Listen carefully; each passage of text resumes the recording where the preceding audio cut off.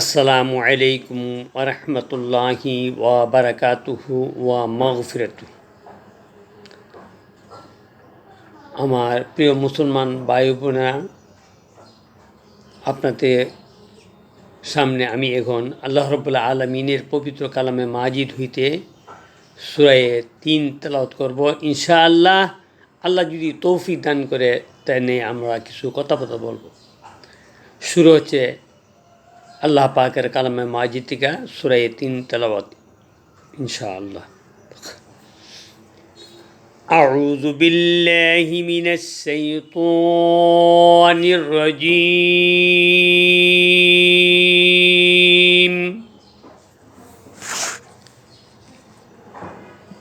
بسم الله الرحمن الرحيم.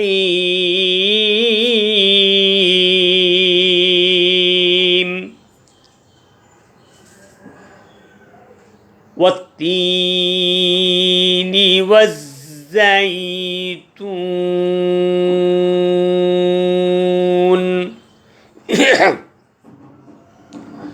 وطور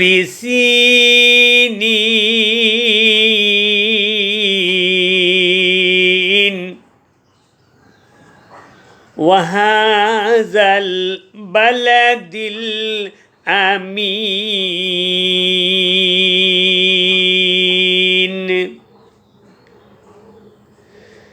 لقد خلقنا الإنسان في أحسن تقويم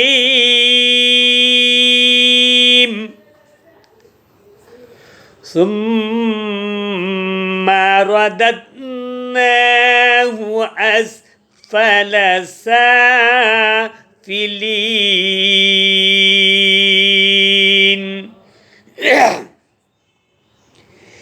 إلا الذين آمنوا وعملوا الصالحات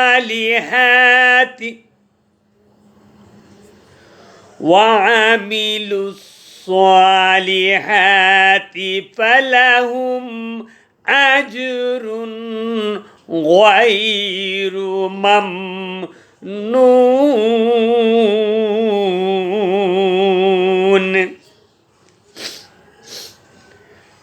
فما يكذبك بعد بالدين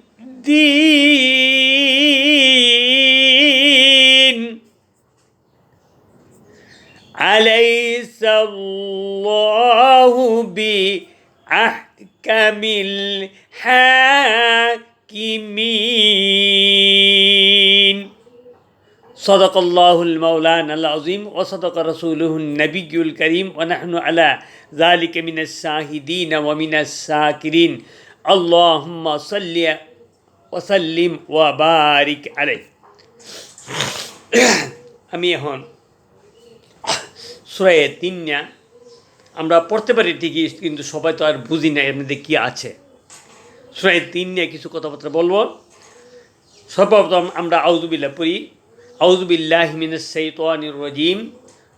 বিতাড়িত শয়তানের কুমন্ত্রণা হইতে, প্রবঞ্চনা হইতে, দুগাবাজি হইতে আমি আল্লাহর কাছে আশ্রয় চাই। আল্লাহ যেন আমার শয়তানের ওয়াসওয়াসা হইতে হেফাজত করে। বিসমিল্লাহির রহমানির রহিম।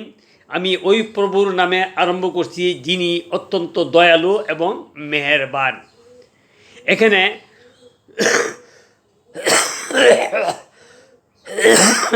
আমি আগে শব্দার্থটা আমি আগে পড়ি, এরপরে কিছু কথাবার্তা বলবো। ওয়াতিন ওয়াজ্জাইতুন, শপথ আঞ্জির বা জৈতুন। ওয়াতুর সিনিন, শপথ সিনাই পর্বতের। ওয়াহাদাল বালাদিল আমিন, শপথ নিরাময় নগরীর, মক্কা নগরের।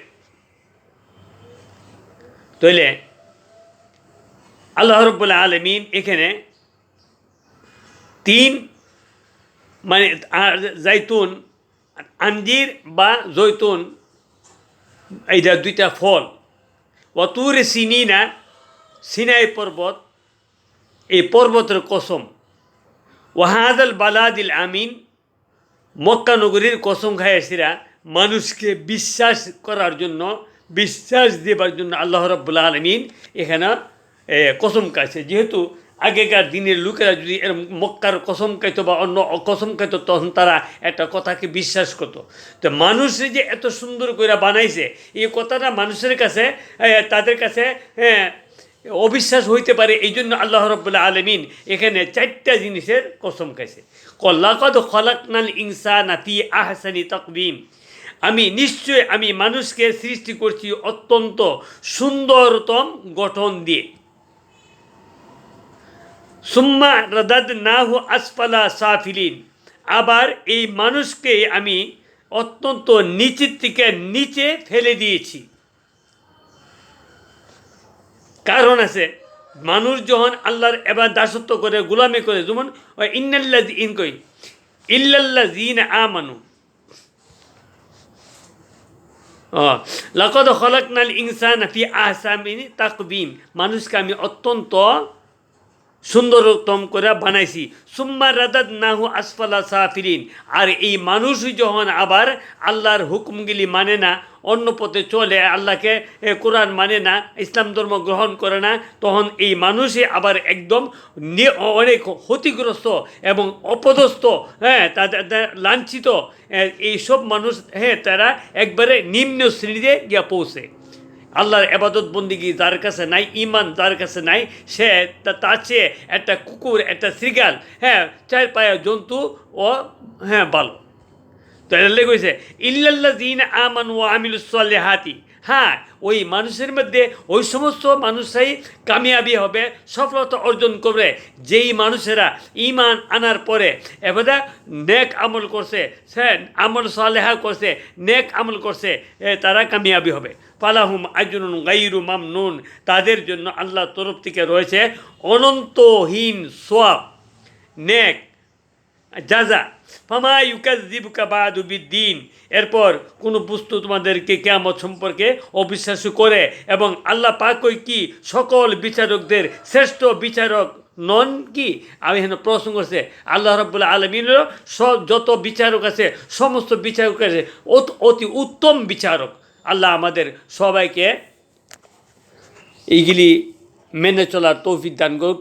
আমরা যদি অবশ্যই আল্লাহর পথে, আল্লাহর হুকুমগুলি নবীর দেখানো পথে, নবীর বাতানো পথে আমরা যদি আদায় করে যাই, তাহলে আল্লাহ অবশ্যই আমাদেরকে জান্নাত দান করবে, আল্লাহ আমাদের প্রতি রহমত করবে, আল্লাহ আমাদের প্রতি দয়া করবে। আমরা সবাই আল্লাহর হুকুমগুলি নবীর পথে দেখানো পথে আমরা আমল করবার চেষ্টা করবো ইনশাআল্লাহ।